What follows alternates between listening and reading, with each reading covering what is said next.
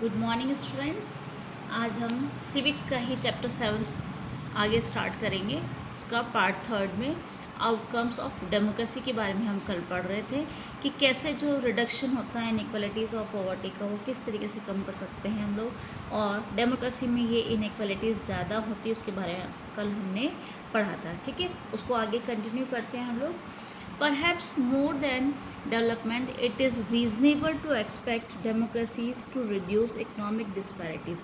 आपके इंडिया में जो भी आपके कंट्री में जैसे कि डेमोक्रेसी जहाँ पे होती है वहाँ पे कम करना होता है इकोनॉमिक जो आपके डिस्पैरिटीज़ हैं, इनइक्वालिटीज़ जो है, आपकी असमानता है इकोनॉमिक फील्ड में, वो जो है आपको जो है एक्सपेक्टेशंस होती हैं लोगों की डेमोक्रेसी से कि वो उसको पॉवर्टी या इनइक्वालिटी को कम करे।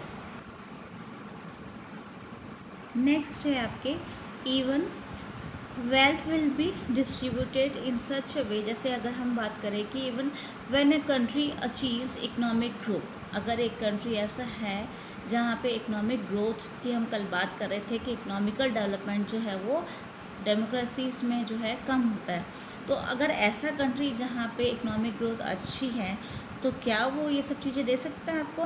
Will wealth B distributed in such A way that all citizens of the country will have a share and lead a better life. अगर इकोनॉमिकल ग्रोथ जो है वो कंट्री कुछ अचीव कर लेता है, उसको अच्छी इकोनॉमिक ग्रोथ अचीव करता है, तो क्या वो सबको जो है ये वेल्थ डिस्ट्रीब्यूट कर पाएगा, जितने भी उसके सिटीजन्स हैं उनको क्या वो बेटर लाइफ दे सकता है। ये कंडीशन इसमें अप्लाई है। ठीक है, और do democracies led to a just distribution of goods and opportunity, या फिर डेमोक्रेसी सिर्फ आपको एक अच्छी चीज़ें या अपॉर्चुनिटीज़ देने के लिए ही है। तो ये आपका कंपैरिजन इसमें मिलता है कि अगर कोई इकोनॉमिकल ग्रोथ जो है अच्छा कर रहा है तो क्या आपको ये बेटर लाइफ दे सकता है, और डेमोक्रेसी से भी एक्सपेक्टेशन होती है कि वो आपको गुड अपॉर्चुनिटीज़ दे सके।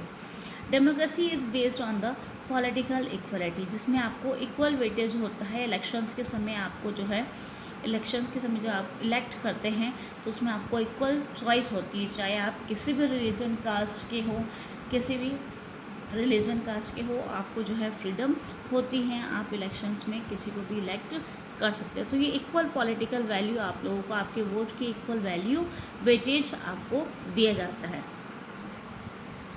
लेकिन जो आपके हम देखते हैं we find growing economic inequalities, आपके यहाँ पे जो इकोनॉमिक इनइक्वालिटीज़ है वो बढ़ती ही जा रही है।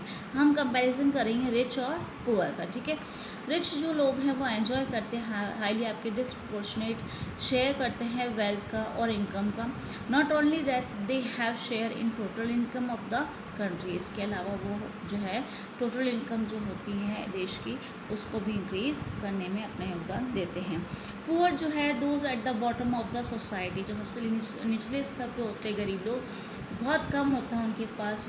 ठीक है, और इस पर वो निर्भर होते हैं, और उनकी जो इनकम्स होती है वो जो है डिक्लाइनिंग यानी कम होती जा रही है। और कभी कभी ऐसा होता है sometimes they find it difficult to meet their basic needs, कभी कभी इन गरीब लोगों के लिए इतना डिफ़िकल्ट हो जाता है कि उनकी जो बेसिक नीड्स होती है उनकी लाइफ की, वो खाना पीना भी उनको जो है रोटी कपड़ा मकान या शिक्षा या अच्छा स्वास्थ्य उन लोगों को नहीं मिलता। आपने जो 9th क्लास में भी पढ़ा था, आप इकोनॉमिक्स में भी पढ़ते हो कि आपके 9th क्लास के जो चैप्टर था पॉवर्टी लेकर के, ठीक है, पॉवर्टी पे चैप्टर था, उसमें भी आपने पढ़ा कि कैसे इकोनॉमिकल ग्रोथ अच्छी होनी चाहिए। ठीक है, पॉवर्टी एलिवेशन प्रोग्राम्स जो गवर्नमेंट चलाती हैं। और नेक्स्ट आपने और स्टेप यहाँ पे भी पढ़ा था इकोनॉमिक्स में कि कैसे इकोनॉमिकल ग्रोथ आगे होना चाहिए, कि आपका जो एजुकेशन या हेल्थ रिसोर्सेज वगैरह जो है आपको पब्लिक को किस तरीके से गवर्नमेंट जो है दे सकती है। Clear. In actual life, democracies do not appear to be very successful in reducing inequalities. अगर सही एक्चुअल तरीके से हम देखिए लाइफ में तो डेमोक्रेसीज जो है वो ऐसा ही प्रतीत होती है, ऐसी ही दिखती है कि वो सक्सेसफुल या सफलता उसको इसमें नहीं मिलती है। जो हमारे इकोनॉमिकल ग्रोथ में जो असमानता है, जो रिच है वो रिच है, पुअर है जो पुअर है, तो यानी पॉवर्टी एलिवेशन प्रोग्राम जो है ज़रूरत है गवर्नमेंट की कि उन एलिवेशन प्रोग्राम को जो है गरीबी जो कम करने के लिए जो प्रोग्राम्स या स्कीम्स जो गवर्नमेंट चलाती हैं उनको इस स्तर पे किया जाए कि वो ये है जो इनइक्वालिटीज़ या असमानता है वो कम हो जाए। हम पॉवर्टी के बारे में बात कर रहे थे कि कैसे ये पॉवर्टी एलिवेशन प्रोग्राम्स वगैरह आपने पढ़े थे 9 क्लास में, उसी के बारे में। सिचुएशन जो है बहुत क्रिटिकल है, मच वर्स है इन सम कंट्रीज़, बहुत सारे देशों में जो और जो है बेकार उनकी कंडीशंस है जहाँ पे पॉवर्टी है। बांग्लादेश की अगर हम बात करें, more than half of its population lives in poverty, आधी से भी ज़्यादा उसकी पॉपुलेशन जो है गरीबी में जीती है। People in several poor countries are now dependent on the rich countries even for food supplies. बहुत से देश ऐसे भी हैं, इतने गरीब है वो देश कि वो डिपेंड होते हैं खाने के लिए भी, जिसमें उनके जो रिच कंट्री जहाँ जो कि रिच कंट्रीज़ होते हैं वो उनको जो है फूड सप्लाई करते हैं, यानी इतनी गरीबी उन देशों में है।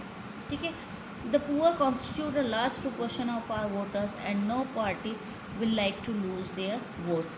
यही गरीब लोग जो हैं आपके पॉलिटिकल फील्ड में अगर हम देखें तो इलेक्शंस के समय ये जो वोटर्स हैं उनका प्रोपोर्शन बहुत ज़्यादा होता है, और कोई भी पार्टी जो है इनका जो सपोर्ट है वो खोना नहीं चाहती है।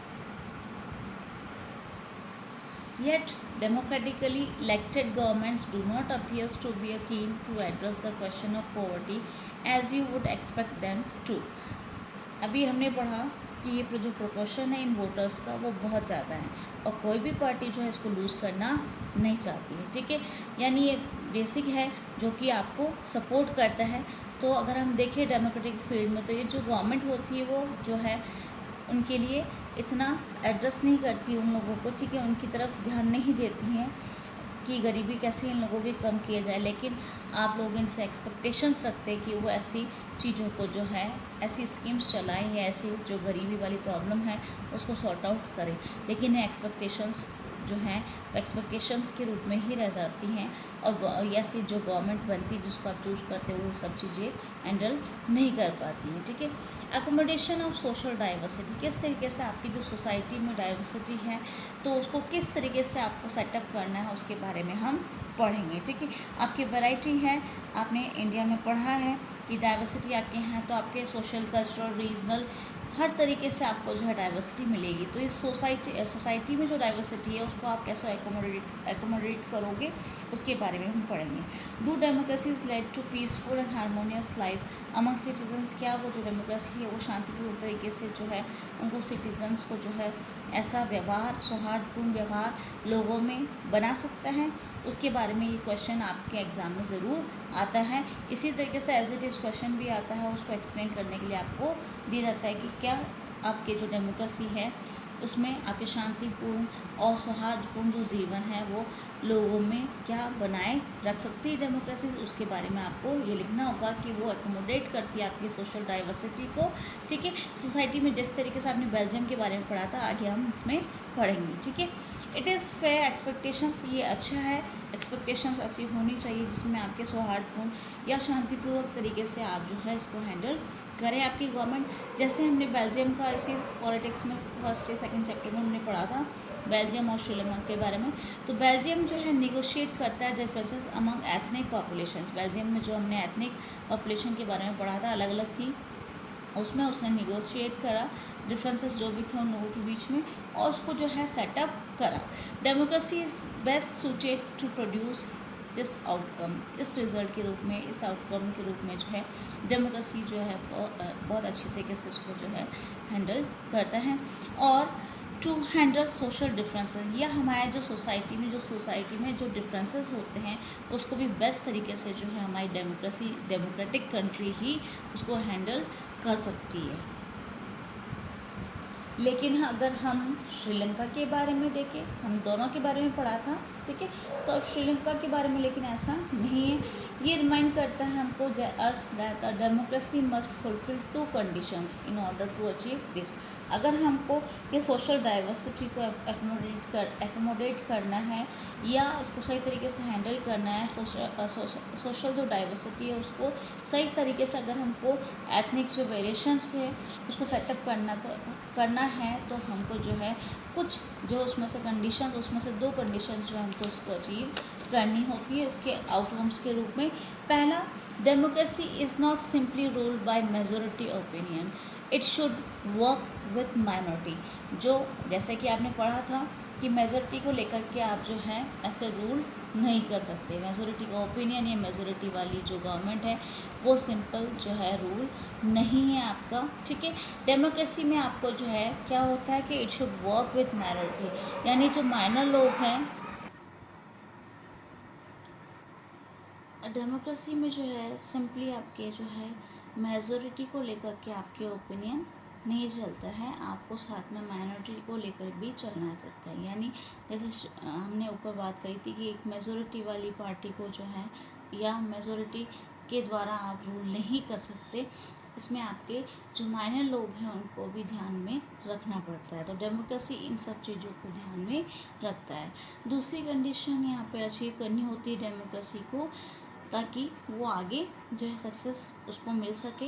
Rule by majority is not rule by majority community और रिलीजन, रेस और लिंग्विस्टिक ग्रुप एक्सेट्रा। हमने मेजॉरिटी की बात करी थी कि जो अगर आप रूल करते हैं मेजॉरिटी के द्वारा, तो उसका मतलब ये नहीं कि रूल मेजॉरिटी कम्युनिटी का हो या रिलीजन का हो या रेस का या किसी रंग रूप के आधार पे या भाषा के आधार पे जो आपके जो है वो रूल नहीं होना चाहिए। यानी शासन जो है किसी भी भाषा और रंग रूप के आधार पे या किसी धर्म के आधार पे जो मेजॉरिटी होती है तो उसके आधार पे ही शासन नहीं हो सकता। तो ये डेमोक्रेसी के लिए हमने दो चीज़ें पढ़ा कि अगर अचीव करनी है तो उसके लिए दो कंडीशंस जो है उसको फुलफ़िल करनी होती है। आप मेजॉरिटी को साथ लेके चलेंगे, और मेजॉरिटी का रूल होने का मतलब ये नहीं कि वो कम्युनिटी, रिलीजन या किसी रेस और लिंग्विस्टिक ग्रुप के आधार पे जो है वो शासन चला सके, तो ऐसा नहीं होना चाहिए। रूल जो है मेजॉरिटी का उसका मतलब होता है कि आपके हर डिसीज़न में जो है वो जो है चीज़ करें, हर एक इलेक्शन में डिफरेंट पर्सनस को और ग्रुप्स को जो वो साथ में लेकर के चलें। And democracy remains democracy only as long as every citizen has a chance of being in majority at some point of time. जो डेमोक्रेसी है उसमें ये ज़्यादा लंबे समय तक डेमोक्रेसी तभी चल सकती है जब हर एक सिटीज़न यानी एवरी सिटीज़न को जो ये चांस मिले कि वो मेजॉरिटी में अपना जो है किसी भी रूप में किसी भी समय जो अपना मेजॉरिटी के रूप में अपना चांस उसको मिल पाए अपनी भागीदारी निभाने के, यानी वो भी उसमें इंक्लूडेड हो, तभी वो डेमोक्रेसी जो है एक्चुअल रूप में जो है लंबे समय तक चल सकती है। नेक्स्ट है, if someone is banned from being in majority on the basis of birth, then the democratic rule ceases to be accommodative for that person or group। अगर ऐसा हो कि कोई पर्सन को जो है इससे बाहर रखा जाए तो बर्थ के आधार पर, ठीक है, तो ऐसा नहीं होना चाहिए। अगर ऐसा करती है डेमोक्रेटिक गवर्नमेंट तो उसको जो है ऐसे लोगों के लिए जो है एकोमोडेशन करना पड़ता है, उनको लिए सब चीज़ें जो है गवर्नमेंट को जो है उसको निर्धारित करना पड़ेगा कि उसको कहाँ किस तरीके से रहना होगा, यानी उसके लिए भी जो है एकोमोडेशन जो है गवर्नमेंट का ही अधिकार होगा कि वो उसके लिए सब चीज़ें की व्यवस्था कराए। अगर आपको बर्थ के आधार पे अगर आप मेजॉरिटी वाली गवर्नमेंट जो है इस तरीके से अगर करती है भेदभाव, तो उनके लिए सब चीज़ें, इन ग्रुप के लिए सब जिम्मेदार वो गवर्नमेंट होगी।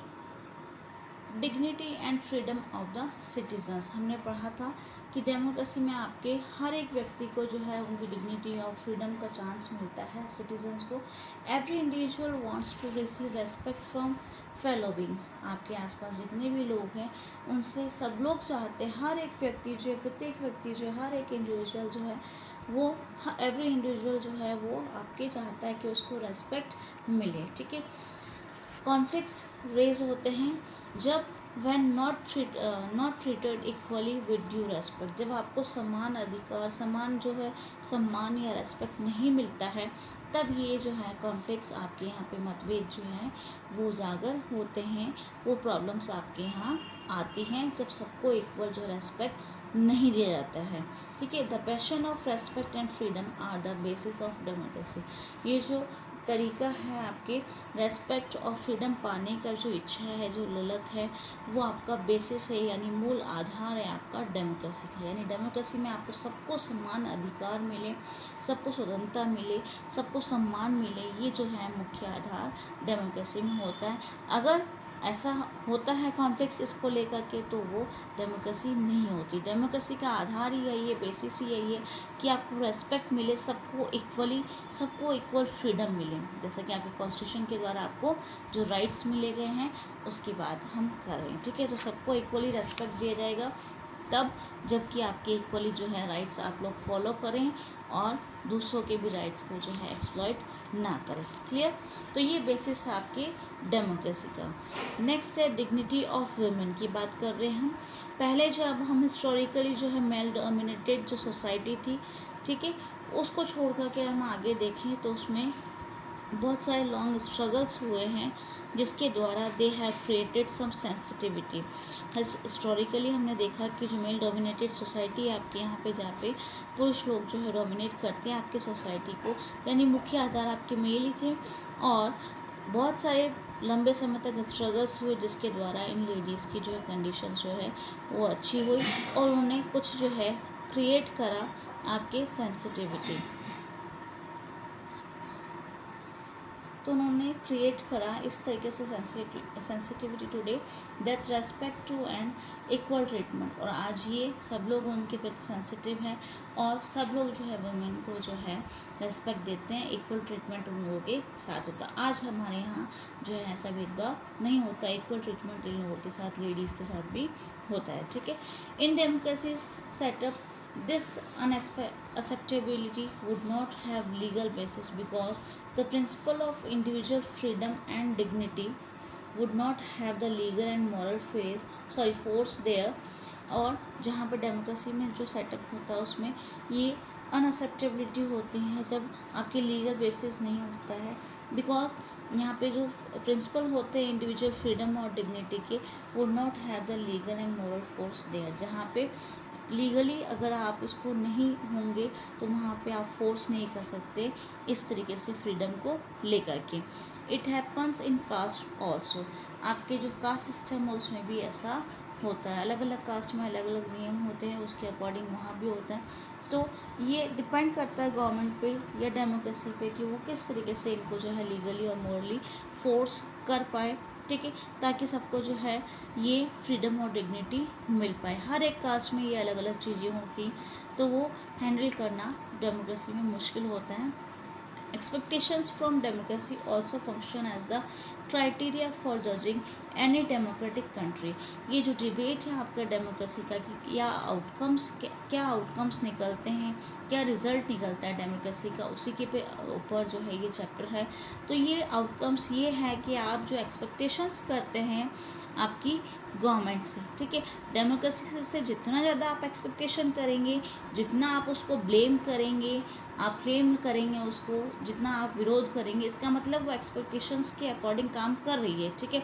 तो एक्सपेक्टेशन जब डेमोक्रेसी से होता है इसका मतलब उसका फंक्शन जो है वो सही है और उसका ये क्राइटेरिया है जिस आधार पे आप उसको जज कर सकते हैं किसी भी डेमोक्रेटिक कंट्री को कि वो सही तरीके से वर्क कर रही है नहीं है। तो क्रिटिसाइज़ करना, ठीक है, तो आप जब गवर्नमेंट को क्रिटिसाइज़ करेंगे इसका मतलब आप उसमें इन्वॉल्व हैं एक्टिव सिटीजन्स के रूप में, ठीक है।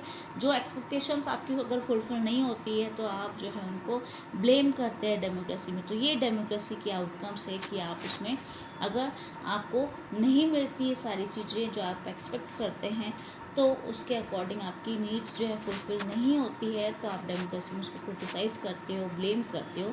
तो ये जज करने के लिए क्राइटेरिया है कि एक्सपेक्टेशंस जो रखी जाती है डेमोक्रेसी में वो किस तरीके से फंक्शन करती है।